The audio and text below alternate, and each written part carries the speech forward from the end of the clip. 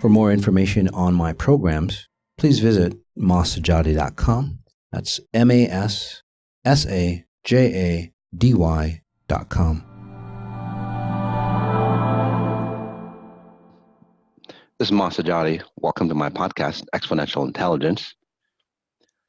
And as I always say, notice what you notice, and then notice the details of what you notice. Today, I have a special guest, Dawn Moore, with me. She's going to explain her background and why she's here.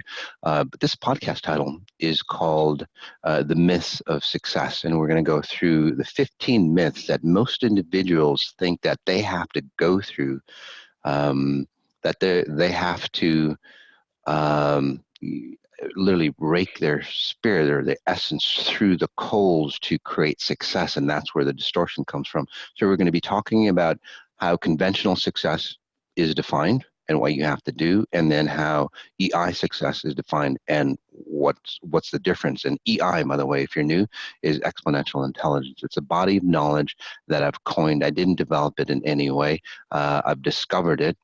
And it's a timeless body of knowledge that allows us to understand how this reality works. So it's a handbook on this reality, kind of like a physics handbook. So hello, Don. How are you? Hi, Mas. Thanks for having me on your show today. I'm truly It's such a pleasure. So my background is kind of basic. I am an international speaker, an author, a sales and communication strategist, and I travel all over helping my clients learn how to use language and to listen differently so that they can close more sales faster. They can connect at a deeper level with their family, friends, colleagues, and clients. And I'm also a certified bioenergetic practitioner. So I love the conversation about energy. I'm also a health coach and have been since 1994. And success for me has developed over many different areas, and I have now a very unique approach to what I consider success after having worked with you and your team. So I want to thank you very much for changing some paradigms for me and helping me eliminate some distortions that are allowing me to go forward faster. Oh, wonderful. And if you don't mind, we're going to use you as an example as we go through the process, if that makes sense to you. Okay. But your background does sound very basic, like you said. I didn't see anything basic about it, but all right, whatever. Well, in your world, you just never know. I mean, you run with athletes and people who own islands and, major billionaires. So. Right. Exactly. But very, very, it sounds like very flourishing, very vibrant. So, or you've turned it into that, which is awesome for you. Well, I think it's a great segue into our topic today because I know very few entrepreneurs that don't want to be quote unquote successful. Yet I have many questions about what does that actually mean to be successful. And I know we're going to get into the 15 myths about what success is and how people need to sacrifice, whether that's true or not. And then I'd love for you to share with our listeners your definition of significant success and why the approach that EI takes, or exponential intelligence, can really shortcut and clarify and simplify for people that success is really found within and not from without. Right. So we'll start with right there. Let's define significant success, and that way we can have like a rule on how we can compare conventional success and then significant success or exponential intelligence success. So the definition of significant success is that we work on the inside, our internal self. So we remove all the distortion that we are to come into our completeness. So our success, our visual success, or our environmental success, like luxury homes, islands, or whatever else that we have, is a definition or a reflection of who we are. Conventional success is literally that we're weak, we're incomplete on the inside, we still have the same health issues, addiction issues, family problems, life problems, and so on like that. But we've created, say, a facade of who we are, if that makes sense to you. So what you're telling to the world is like, look, because I have, X amount of money in the bank, I drive this car, I know these influential people, therefore I am successful, and that proves it to you. Significant success goes the other way. Significant success goes that you are complete, solid inside. You don't need any of those things. It's actually an added benefit for you. So you enhance those items. Conventional success, those items are a tool or a facade to enhance who you think you are, whether who you think you are and then who you think other people should see you as. Does that make sense? It does. So I always look at it how the world defines success and how I personally define success. Right. And I would challenge our listeners, to take a look at how they have defined success for themselves, and Right. whether they have subscribed to the world's perception of success and then let it define it for them, or if they're really open to exploring the exponential intelligence definition of significant success and what's necessary to achieve it using EI. Right. And one thing to note, Dawn, is that significant success, it's a lot harder to come by, and there's many reasons that we'll describe later on the reasons why it's harder to come by.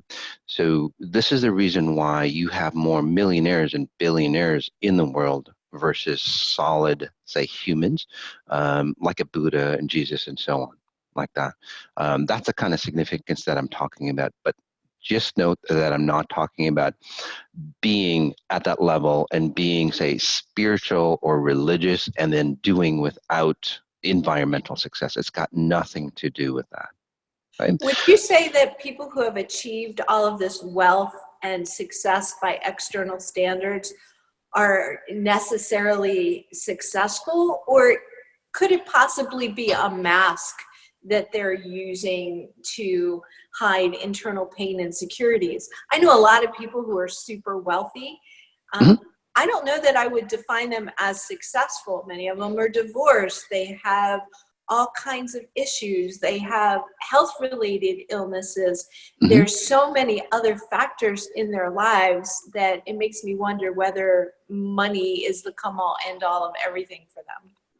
It's not. I've worked with clients, millionaires, billionaires, royal families, and so on. And, well, they're just as unhappy as everybody else, probably much more so, because success or money or the accumulation of money, and we can talk about that as well, is that it's a magnifier. So it magnifies who you're not, and it magnifies who you are. Unfortunately, it's an external definition of success. It's an accumulation of physical, say, physical goods, and that does nothing for your internal self. So I would say I'm impressed with those individuals who've amassed a lot of fortune or who've created success or come into a new technology. But from a higher scale, I'm not that impressed because they're not into 360 degrees of abundance. So if you break it down, the science behind it, you are comprised of the 1%, which is basically your human identity, your human existence here. The 99%, the grander version of who you are, is, I call it your vital force. Some of you might call it your spirit, your higher consciousness, a higher version of yourself, whatever it is. Let's use vital force from here on out.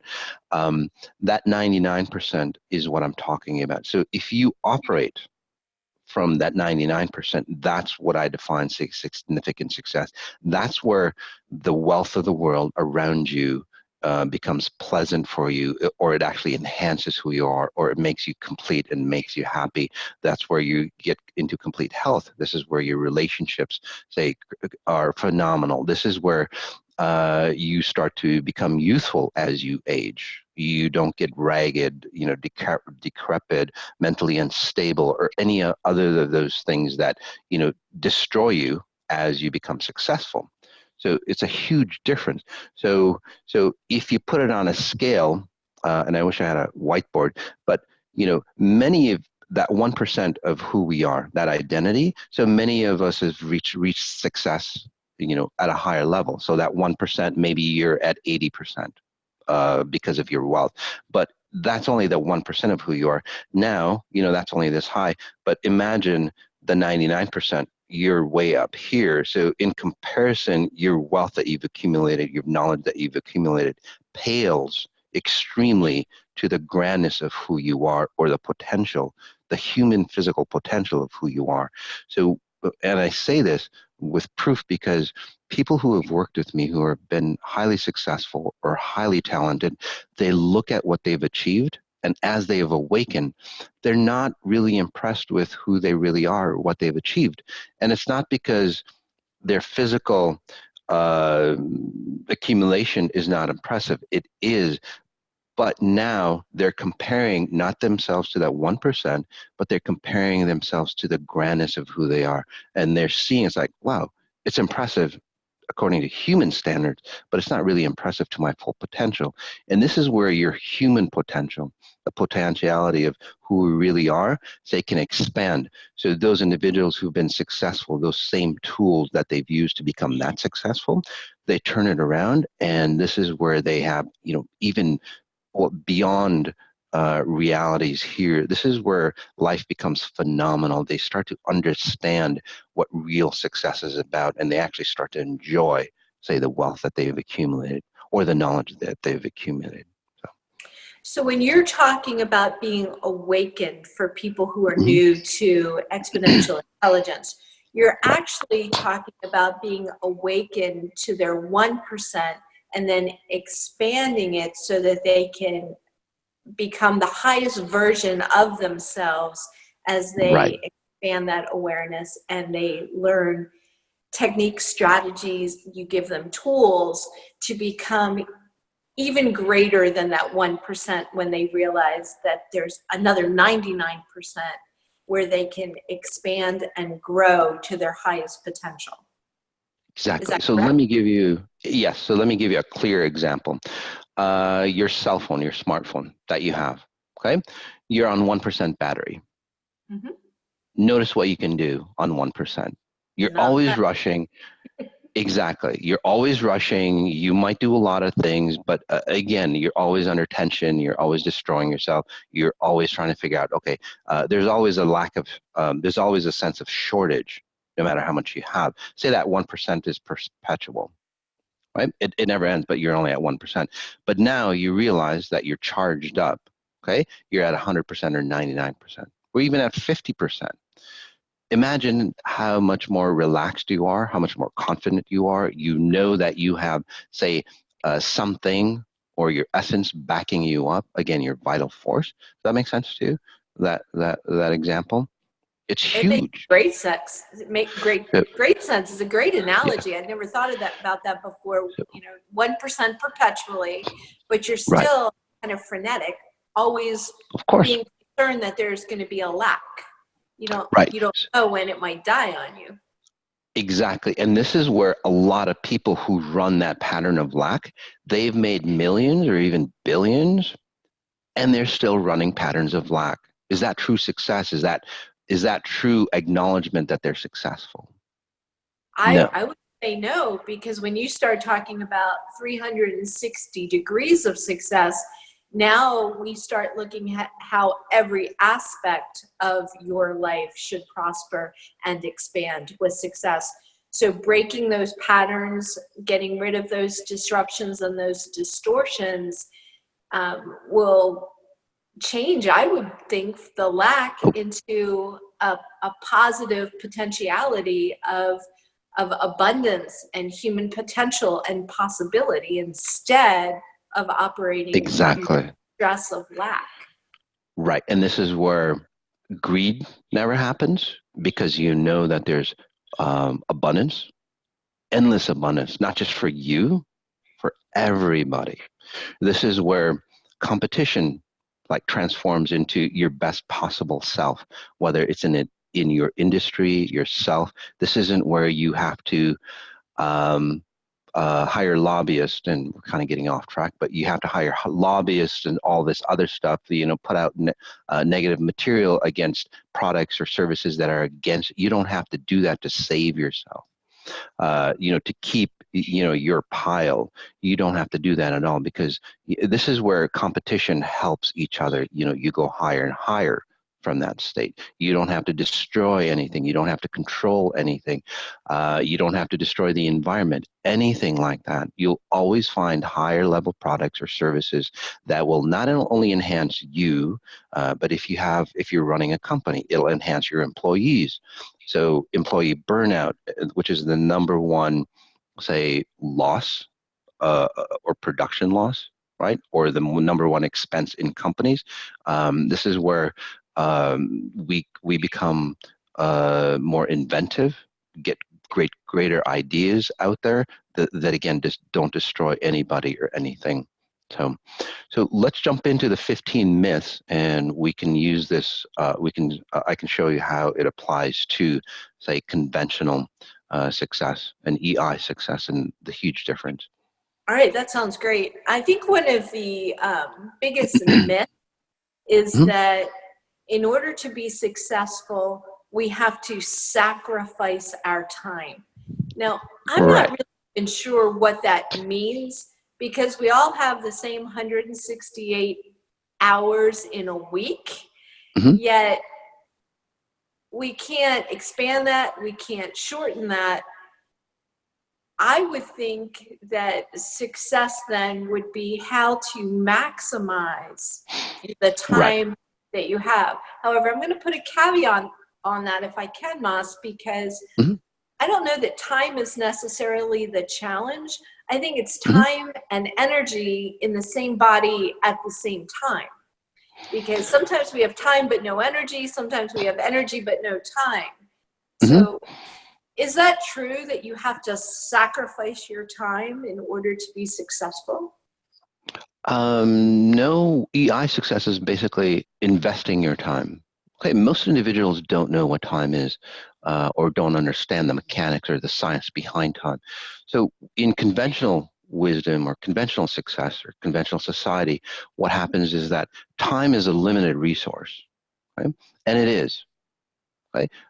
You can never create more of it. However, you can duplicate yourself in many instances. And the way you materialize in significant success is that you understand what time and space is about. Okay? So you're operating, say, from your 1%. So at the level that you're at the physical level that you're at, time is very concrete. So what you have to do is to maximize the amount of time that you have. And that's why you have to exchange your time or sacrifice your time for success. If you were awakened into your timeless, right, vital force, what happens is that now you're magnifying the propensity, the power of time. So, for example, every minute or every hour, for example, that you have a whole group of individuals behind you, so to speak, working, because you are tapped into the higher consciousness of timeless wisdom, right? And this might sound frou-frou to some people, but not really. Highly successful individuals, highly successful entrepreneurs, more readily.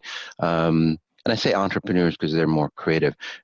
There's a consciousness that they're tapped into, that source of abundance that they're tapped into, where they get fantastic ideas. They get the energy. If you've ever seen entrepreneurs like Elon Musk, how the hell does he run 3-4 successful companies? Most people can't even run one company.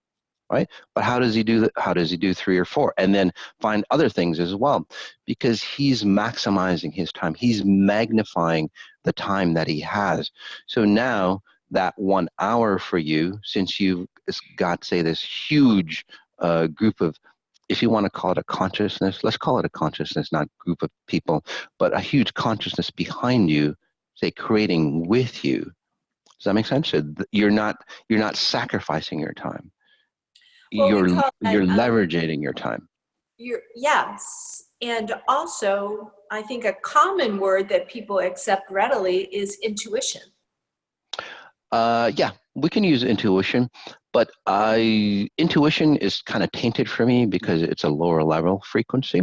Intuition is more channeled. Intuition is more kind of like subconscious frequencies, or intuition is tapping into the consciousness of humans, or the So human let's move consciousness. from what's familiar to unfamiliar. How can we move Right. someone from familiarity with a lower level frequency of intuition into Right. a higher level frequency of, let's say, the mastermind or group consciousness? This is going into an EI consciousness. So this goes beyond the mastermind. This is like the world knowledge that's always been. This is, you're tapping into what I call that blue space, or the universal database. The universal database. So you have the universal database up here. Okay, it holds all the ideas, concepts, paradigms, whatever that you can create or think about is in that space already for you. Right? Einstein says this. Even Michael Jackson says that. Anybody who's been creative, right, has said that there's a consciousness that we tap into, that they get their ideas. Right? So that's what I'm talking analogy about. of Einstein. I read a book called The Big Leap by Gay Hendricks, and that was the first time I had been introduced to the concept of Einstein time. Yeah. And he talks about how if you think you're going to be late for an appointment and you tap into Einstein time, a series of unexplainable events take place, and you may end up being the very first one at the meeting instead of late, Exactly. as you supposed. Exactly. So you can at a time at those levels if you can access that. So intuition is a lower level, and it's more of a human consciousness that's developed over time. Does that make sense to you? It does. So that's the difference. That's a big leap, by the way. Right.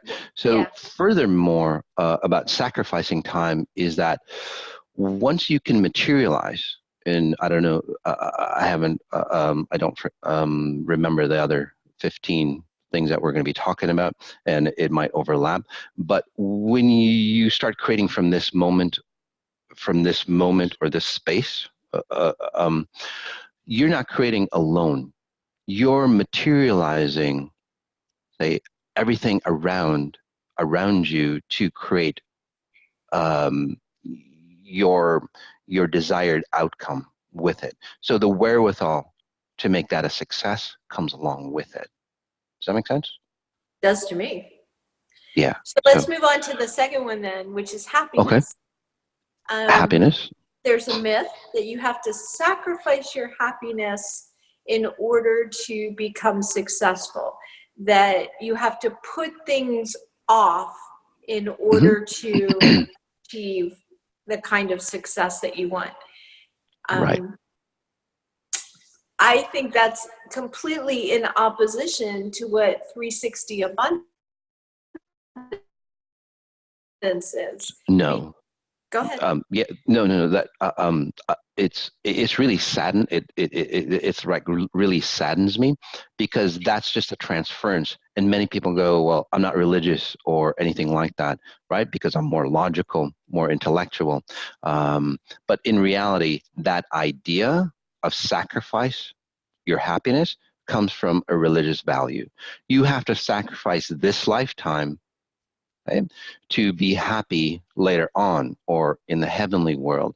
The same thing here. You have to sacrifice this lifetime, your happiness now, for abundance or happiness later on. It never, ever, ever, ever works that way, because you perpetuate your next step. So if you think you're going to be happy later on, that programming is so deep inside you, not just of human consciousness. I mean, one, of human consciousness, then the way you've raised, and now you have this success attitude that just hammers it deep inside you, and says, wow, I have to be happy later on. So, I'm going to not be happy now, but you can't get out of it once you become successful. So it's like, okay, what's the next step that's going to make me happy? Okay, I've made, I don't know, hundreds of millions. I need more money to make me happy. I need more women. I need more drugs. I need more houses, whatever. That never ever works. You have to understand who you are at a deeper level and be happy with where you are. Happiness actually perpetuates happiness, but happiness in its truest form, in significant success form, actually perpetuates abundance, because that's where true happiness is. It's nothing outside of your existence that will make you happy. This is about that well of happiness that comes through you. That well of happiness is not just happiness, it's abundance. And it comes from within. So again, It comes it's from within. internal, who you are Exactly. becoming, and Right. how much of that untapped potential you can Exactly. accelerate towards. I agree Exactly. completely. Mm-hmm. So let's take some real touchy-feely areas for success. Okay.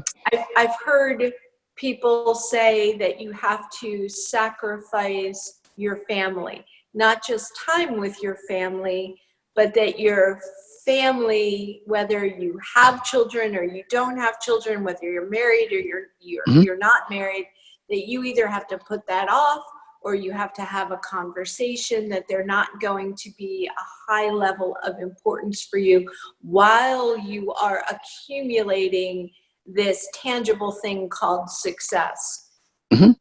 Why don't you talk to me about how a person could even consider sacrificing family and at the same time have 360 abundance? It seems Sure. impossible. Because in that conventional success, it is impossible. Because one, again, they're changing conventional, time for time. We're not using the magnifying principle. Two, what happens is that if you have to, again, sacrifice yourself for your success, that pattern, not success, that pattern of sacrifice is embedded in you. So if you create success, again, millions or hundreds of millions or billions of dollars, you're going to be sacrificing yourself. Money becomes a sacrifice to you, so you're not going to be complete.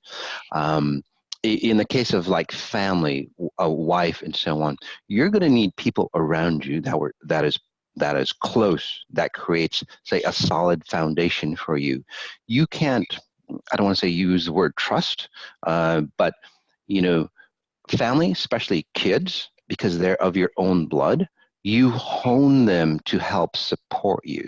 By the way, that's what I do.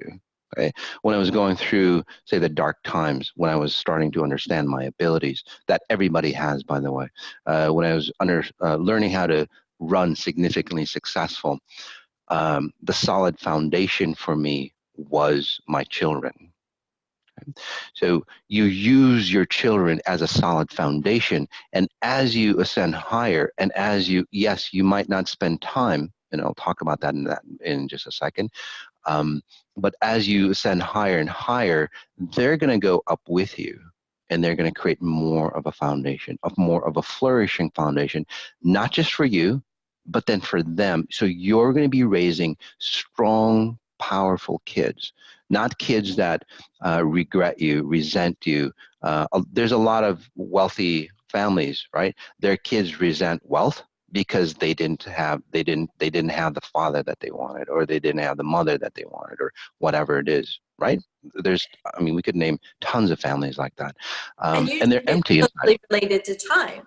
The kids are Exactly. resentful because achieving success Hmm. from their family members meant not spending quality time with the Right. children. I think Right. when you talked about how time can magnify Hmm. and attract success, we're Hmm. also talking about that same principle when it comes to family. You're magnifying the joy, you're magnifying the Exactly. abundance. Exactly. So to take it further, is that as you ascend higher, or as you become more successful, this is where people become unstable, because there's nothing to support them. You need human structure. You can't do it on your own. You need human structure to support you. Again, what better than your kids, or your loved ones around you? So you're not creating or generating that support system on your own, because that takes more time and more energy, and this is where your health starts to decay. So what happens is that your nurturing environment, and not just food or exercise, but that love that everybody craves and needs to be complete, is there with you all the time. So talking about time, families who spend a lot of time together, it's the quality of time, not the quantity of time. So I spend, I travel a lot, but when I get back, when I connect together with my kids, it's like we never left.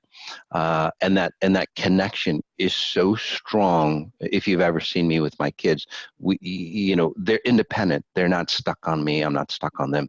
But together, it's like, it's like batteries. We come together and we energize each other. And we don't need as much time to feel connected, because I'm not supporting them. We are supporting at a different level. They don't need me to feel complete. I don't need them to feel complete, but they magnify the completeness of who we are independently. And it's amazing, amazing energy. So that shorter, say, time frame that we're together, when it comes together, you get so energized that it takes you even further, and then it gives you a goal or purpose to, say, excel, to be your best possible self. And then one more thing with that is that if you're your best possible self, imagine what you're teaching your kids, to be their best possible self, right? So, And scientifically speaking, you're talking about the bond that yes, formed. exactly. And there may not be words to necessarily explain that, but energetically, there's a frequency that when you are connected with those that you love and you are at a higher level and you're seeking to be the best version of yourself, you're creating that bond with those people who support you and who are part of your human foundation. Would you agree with that? Oh, definitely. And I talked about my kids, but now a loved one, or a significant partner for you, you don't have to, say, change or accommodate them to be happy, because you're on your best possible self, right? You're creating a higher version of yourself, which forces them to create a higher version of yourself. So in that scenario, the lovemaking, the connection, the intimacy is a timeless nature. So when you're with that individual or with your kids, like I am a lot, and that's why I talk about my kids a lot, it's a timeless space. It's not time driven.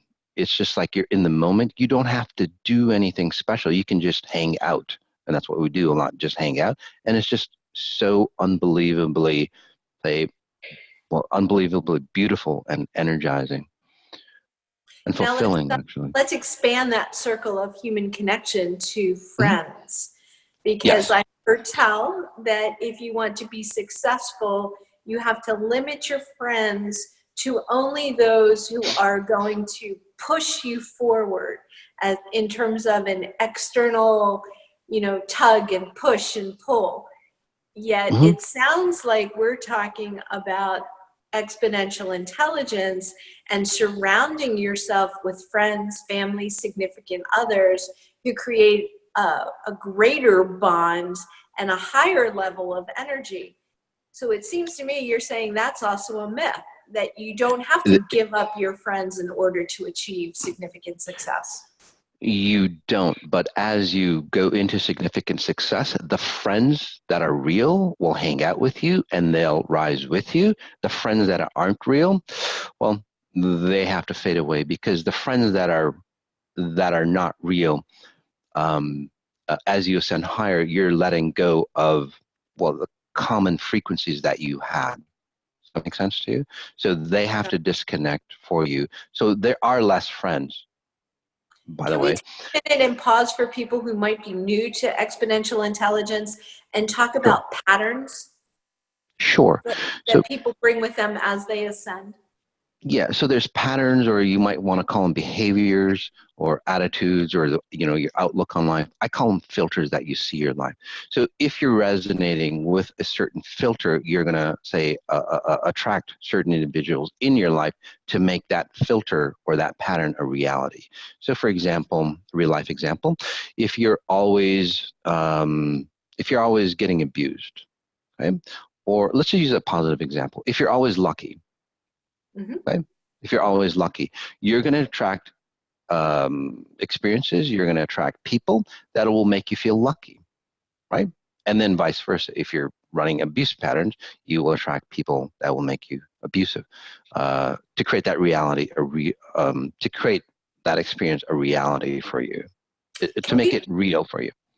So let's have some fun for a minute. Mhm, There's also out in the world what we call limiting beliefs, which mhm, are, again, these distortions, these patterns, these filters that people have. mhm. Right, Money is a huge one because right. you can finish the sentence in a lot of ways. Money doesn't grow on trees. Okay, So trees, that's a lot, of unless course. they're into cannabis. Right.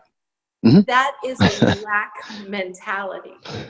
True. Um, so we often have, people take a look at what their money stories are. Would you Right. call that money filters that they're running that become self-fulfilling prophecies? Right. Those are filters, but the limiting beliefs that most people concentrate on is at the surface level, the 1% that we talk about. Okay. The factor that predicates your success level is basically at the 99%, what you've inherited from family values, family structures that nobody looks at. Okay, Does that so make talk sense? about that for a minute. How does someone move from the human or the conscious or the 1% level Hmm. and ascend into the 99% level where they can have exponential intelligence factor into significant success? How does someone Okay. do that, Moss? So let me give you an example. So this gentleman, it's a real life example. So this gentleman, um, no matter how much money he made, he always lost it. Okay. A lot of successful businesses, millions of dollars, and then somehow he loses it. Now, how you lose $1 million, it's amazing to me, but this is I'd how like to the find it. pattern was. I know, yeah, right? So you go up to the level, and then all of a sudden you lose your business, something happens, and it crashes down over. And for him, it was like 7 times. Could you imagine making? And it's like, what the hell is going on, right? A lot of people do that, maybe at a lower level. Um, so, so when he came to me, he had definite success patterns, but why couldn't he hold on to those?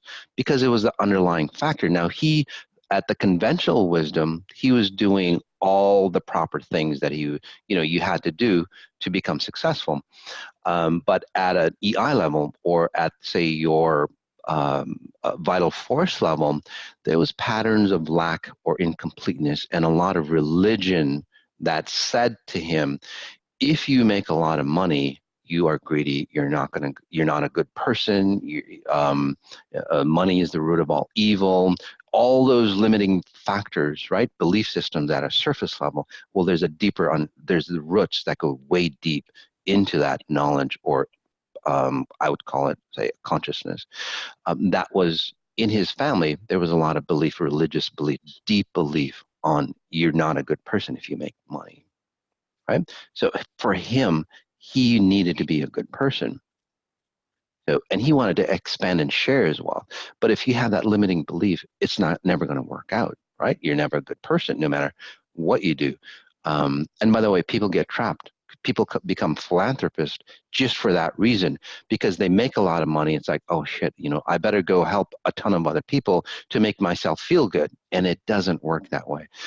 So what I did for him was, it's like, okay, wherever you got this pattern from, let's go ahead and delete it from your psyche, right? From your vital force side, your timeless being side, not your 1%, because that doesn't matter. Your 1% is a reflection of who you are, of the 99% of your vital force. So I helped delete that pattern. Within a very short time, he went back to his success level. And then lo and behold, he actually held onto it, and he was happier than ever. And he actually knew what a good person definition was. And it's not about sharing or spending money to help others. It was about his presence, his essence was, say, shifting his business partners, his employees, people around him, his products and services that he was sending out made you feel good. And I think that's a great segue into another one of the myths that's out there. Whether you call it a sacrifice or you call it a trait or a filter that's not serving someone well, it's who you are. You need to give up who you are in order to be successful. You need to create this other who you need to be. Yet we're talking about that being a myth, because in EI, you're just expanding upon who you are so that you can be a higher version of yourself. Right. And the higher version of yourself is you're always abundant, way beyond measure, way beyond any physical here, presence here. So any level of wealth here, it's only 1% of who you really are. So people always go, well, you have to be X, Y, and Z to become successful. But what happens with that is that they force themselves to run, say, personality traits or behaviors or habits of successful individuals, but their internal dialogue is very different. So now it's like they have them here. Just one second. They have them here, and now they have a facade, a mask around them. The real selves is buried in there somewhere, right? It doesn't integrate. So they force themselves. They force themselves to become motivated. They force themselves to be, successful or run successful habits. It's a lot of drain, because now, from my perspective, from a science perspective, you are running two personalities. And that consumes a lot of energy. Imagine your cell phone battery now operating two different cell phones on one battery. That's what you're doing, right? I would think that would destabilize. It does. It does. And that's why when they become successful, those identities start to separate, because again, wealth is a magnifier. And then it's like, I'm this person, but I'm really this person, right? And then that identity gets created so strongly, the success identity gets created so strongly that they start to hate the weak side of who they are, because they never resolved it. And that's where mental instability, distortions, addictions, and so on perpetuate or magnify as you become successful. So when you're talking about stability and needing to give up your stability in order to be successful, which is externally what the world claims, we're saying, no, you need to integrate who you be now and who you are becoming as you become a higher version of yourself, so that you don't become incomplete in that the filters that you believe and the patterns that you're running are in opposition with each other, so that you you need to integrate, not destabilize. Exactly. And I wish I had a whiteboard. So next time I'm going to get a whiteboard for you guys. So let's put it this way. Okay. Your real self is here. Your pure self, complete with success patterns, success habits, way beyond anything of conventional success. Again, way beyond. And then what happens is you have the filters of how you were raised, family values, structure, and so on, being a man or woman here.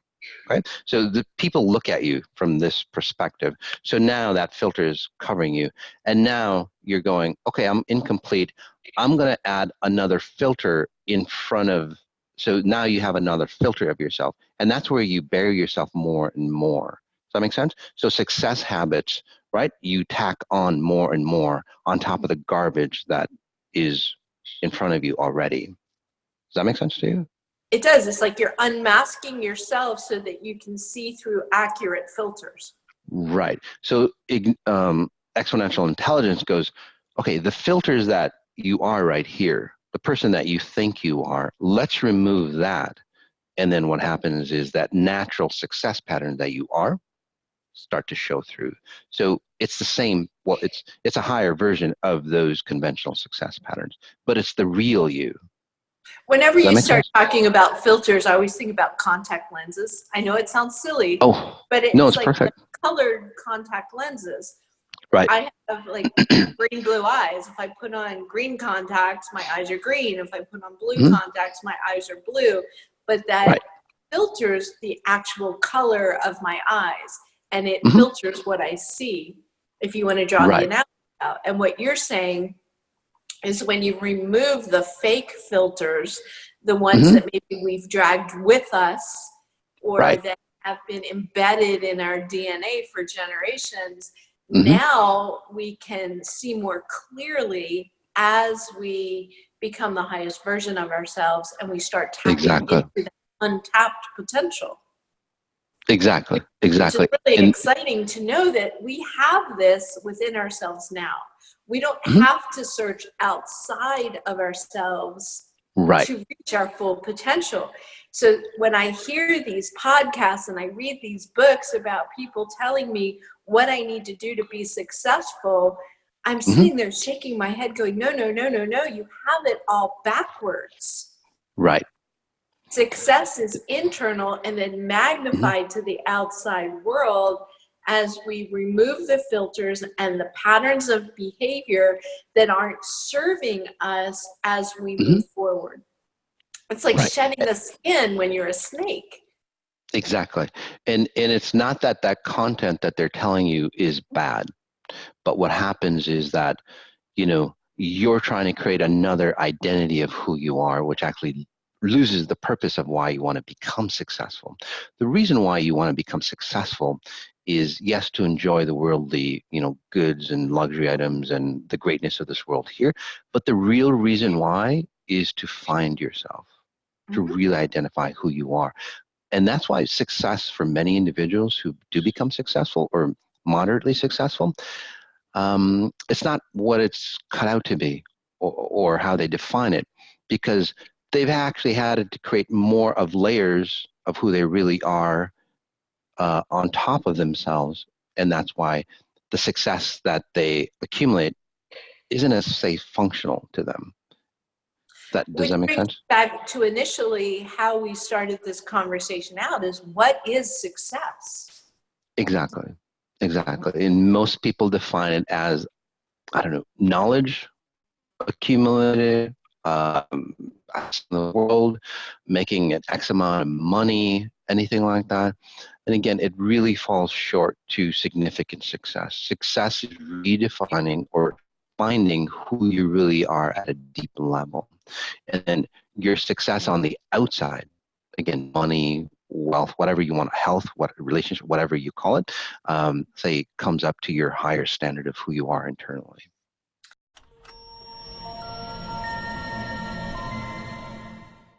For more information on my programs, please visit masajadi.com. That's MASSAJADY.com.